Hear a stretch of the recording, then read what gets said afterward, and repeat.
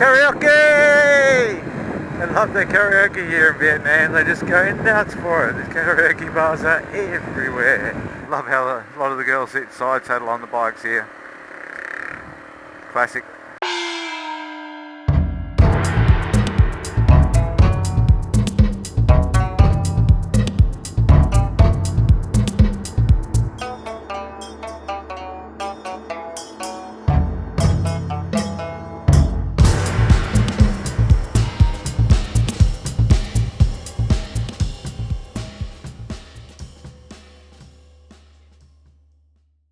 One thing about Hoi An and Da Nang is that there's a lot more cars down here. Da Nang being such a modern city yesterday, there's cars everywhere, not used to seeing that, and Hoi An being just down the road, and all the roads leading to Hoi An here are wide and easy to get in and out of the place until you get right into town. But it's a tourist strip, there are buses everywhere, cars.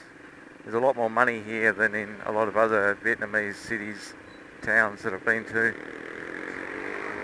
The tourists bring in the big dollars. There's a lot of expats here setting up businesses that are quite successful, and the locals here also are able to capitalise off the Western tourists and make a little bit of money. Make a lot of money. They're actually living quite well these days compared to what they used to quite some years ago, before the tourists started coming to Hoi An in masses. The city was dying. There wasn't much employment here for young people. Young people couldn't wait to get out. Now with all the tourists coming in, there's money in town. There's money to be made here, and it's fun too. There's something interesting to do for them, because there's all this outside influence coming in to give them some entertainment as well as income.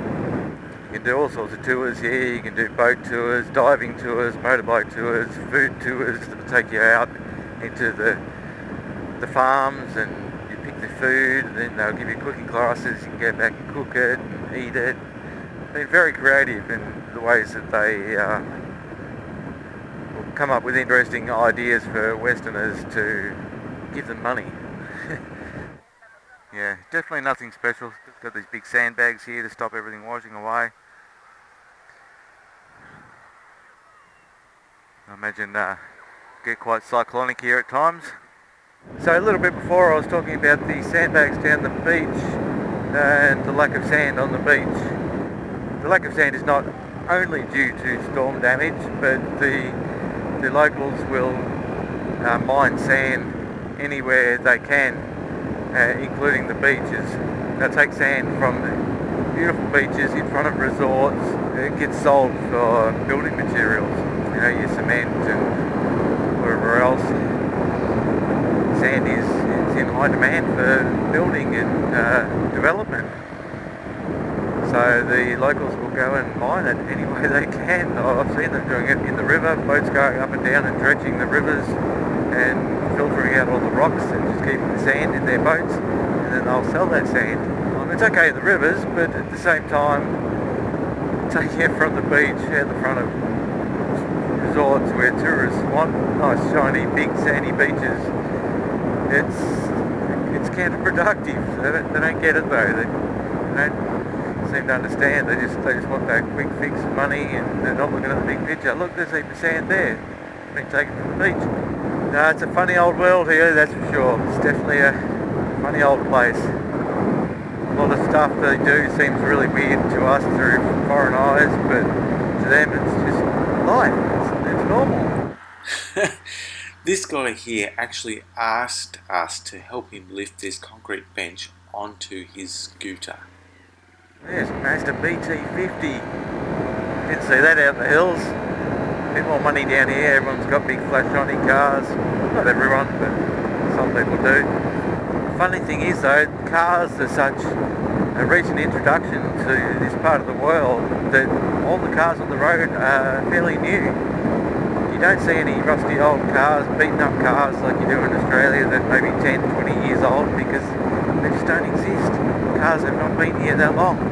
It's only been a generation or so that they've actually had motorbikes as well. Before that, they were just on bicycles, getting around. The very, very elite would have maybe motorcycles or a car, but most people, it's just bicycles. Now most people have motorcycles, scooters. We've got a few Western backpackers through here.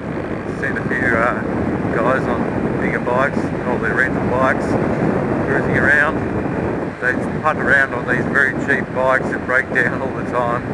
And they've gone the budget conscious option and bought a very cheap bike or rented a very cheap bike, and they're just unreliable. You can see them breaking down a lot, getting work done at all the mechanic shops. Look at these things. Still alive, trying to fucking work out where they are and what's going on. Looking around everywhere, they're all just tied up and hanging upside down. So cruel, but they think nothing of it. People here think nothing of doing that. They just must want to keep them alive for as long as possible before they cut their heads off, keep them fresher. I don't know. It's pretty insane. Trying not to judge, trying not to judge.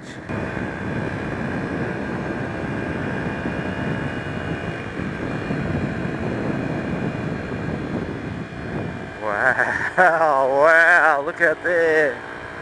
These little tiny huts in there. Look at that, imagine living there.